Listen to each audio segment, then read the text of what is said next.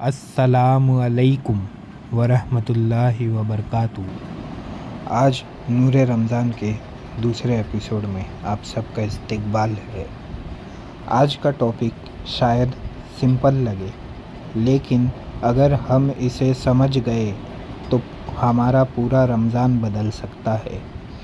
کیا روزہ صرف بھوکا اور پیاسا رہنے کا نام ہے؟ اگر روزہ صرف بھوک کا نام ہوتا تو دنیا کے کتنے لوگ مجبوری میں بھوکے رہتے ہیں؟ کیا انہیں بھی روزہ کا اجر ملتا ہے؟ یہاں فرق سمجھنا ضروری ہے۔ اللہ تعالیٰ نے روزہ فرض کیا صرف جسم کو کنٹرول کرنے کے لیے نہیں، بلکہ روح کو صاف کرنے کے لیے۔ روزے کا مطلب ہے سیلف کنٹرول، کھانے پر کنٹرول، پینے پر کنٹرول، اور سب سے امپورٹنٹ اپنی زبان پر کنٹرول۔ نبی صلی اللہ علیہ وسلم نے فرمایا، صحیح البخاری سے روایت ہے، جو شخص جھوٹ بولنا اور برے کام چھوڑتا نہیں، اللہ کو اس کے بھوکے اور پیاسے رہنے کی ضرورت نہیں۔ سوچئے، اگر ہم روزہ رکھ کر بھی جھوٹ بول رہے ہیں، غیبت کر رہے ہیں، لوگوں کا دل دکھا رہے ہیں، تو پھر ہمارا روزہ صرف ایک ڈائٹ بن کر رہ جاتا ہے۔ روزہ کس کس چیز کا ہونا چاہیے؟ روزہ صرف پیٹ کا نہیں ہوتا، روزہ زبان کا ہوتا ہے، جیسے کہ جھوٹ، غیبت، برائی سے بچنا۔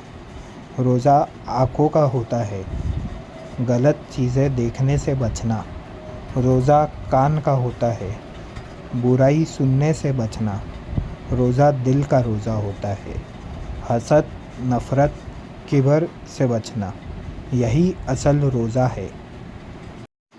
سوچئے، جب ہم حلال چیز پانی تک چھوڑ دیتے ہیں صرف اللہ کے حکم کی وجہ سے، تو کیا ہم حرام چیزوں کو نہیں چھوڑ سکتے؟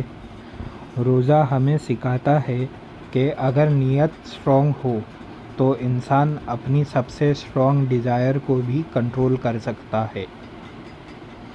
ریئل لائف میں کبھی کبھی ہوتا کیا ہے، روزہ رکھ کر ہم زیادہ غصے والے ہو جاتے ہیں، چھوٹی بات پر ری ایکٹ کر دیتے ہیں، گھر والوں سے تیز بات کر دیتے ہیں، اور پھر کہتے ہیں روزہ ہے اس لیے موڈ خراب ہے، مجھے روزہ لگ گیا۔